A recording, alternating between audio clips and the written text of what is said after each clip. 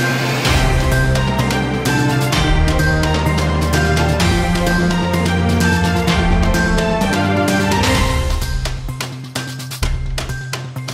Welcome to NVTV 24/7 news channel.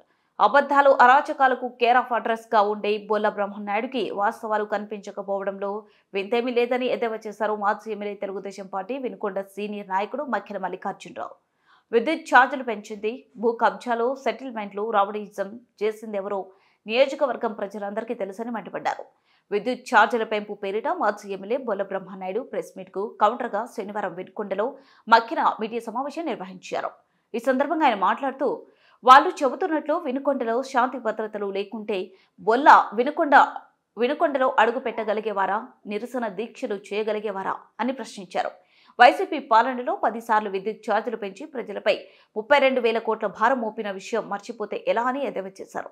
ప్రస్తుత ఛార్జీల పెంపుపైన అప్పుడే నిర్ణయం తీసుకున్న ఎన్నికల కారణంగా వాయిదా వేసి ఓడిపోయాక ధర్నాలు చేయడం సిగ్గుచేటని మండిపడ్డారు. పాత్రికేయుల మిత్రులకు నమస్కారం. నిన్న వైసీపీకి సంబంధించినటువంటి మాజీ శాసనసభ్యులు బొల్ల బ్రహ్మనాయుడు గారి నేతృత్వంలో విద్యుత్ ఛార్జీల మీద పెంపుదల మీద ధర్నా చేయడం జరిగింది. సరే, ఆ ధర్నా కార్యక్రమంలో కొంతమంది బ్రహ్మనాయుడు గారు, వారి అనుచరులు వాళ్ళందరూ పాల్గొనడం జరిగింది. ఈ ప్రభుత్వం వచ్చిన తర్వాత చంద్రబాబు నాయుడు గారి నేతృత్వంలో విద్యుత్ ఛార్జీలు పెంచారు, ప్రజల మీద భారం మోపారని వాళ్ళు చెప్పడం జరిగింది. వాస్తవంలో ప్రజలందరికీ తెలుసు, గత వైసీపీ పాలనలో 10 సార్లు విద్యుత్ ఛార్జీలు పెంచి ప్రజల మీద దరిదాపు 32,000 కోట్ల రూపాయల ప్రజల మీద మోపడం జరిగింది. ఇది వాస్తవం. దీనికి అంకెలతో సహా ప్రభుత్వం శ్వేతపత్రం విడుదల చేసింది. అదేవిధంగా ఈ రోజున వారు పెంచారని ఆరోపణ చేస్తున్నటువంటి ఈ పెంపుదల కూడా జగన్మోహన్ రెడ్డి గారు ముఖ్యమంత్రి ఉన్న సమయంలోనే రెగ్యులేటరీ కమిటీ ద్వారా నాగార్జున రెడ్డి గారు చైర్మన్గా ఉన్నటువంటి సంస్థ ద్వారా వారు కమిటీని వేయటం, దాని మీద వారు నివేదిక ఇవ్వటం, దాని ఎన్నికల సమయంలో ఆపడం జరిగింది. ఆ నివేదికనే నిన్న బయట రావడం జరిగింది. వారు చేసినటువంటి పెంపుదల తప్ప ఇక్కడ ప్రత్యేకంగా చేసినటువంటి ఏమీ లేదు. ఇది వాస్తవాలు. ఈ వాస్తవాన్ని గమనించాలని నేను ఈ సందర్భంగా మీ ద్వారా ప్రజలను కోరుతా ఉన్నాను. సరే, ఆ కార్యక్రమం అయిపోయింది. సరే, మన గౌరవ మాజీ శాసనసభ్యులు బ్రహ్మనాయుడు గారు తర్వాత ప్రెస్ మీట్ పెట్టి ఈ ప్రభుత్వం వచ్చిన తర్వాత జరుగుతున్నటువంటి అన్ని కార్యక్రమాలని, అబద్ధాలని ఆయన చెప్పడం జరిగింది. ఈ సందర్భంగా పని కూడా చివరికి బిల్లు చేయించుకుంటారని చెప్పి ఉన్నాం.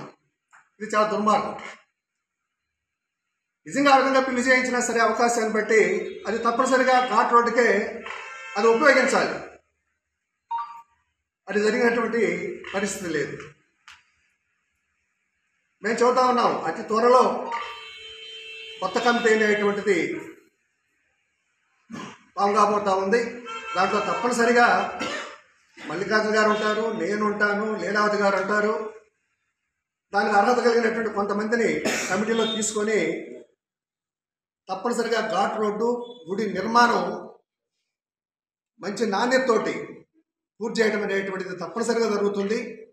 ప్రజల్లో ఏ విధమైనటువంటి సందేహం ఉండాల్సిన అవసరం లేదు. ఈ విషయం మీద, ఈ విషయంలో చాలా స్పష్టంగా విషయంలో స్పష్టత అనేటువంటిది ఉంది. అధికారులు, దానికి తగినటువంటి అధికారులు కూడా పిలిచి వాళ్ళతో మీటింగ్ వేసి దాన్ని విధి విధానాలు ఎట్లా ఏంటి అనేటువంటిది చర్చించడం జరిగింది.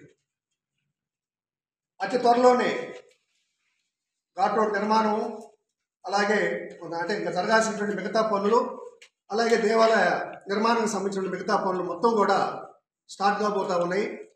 ఇది ఆంజనేయ గారి మాట, మా అందరి మాట కూడా.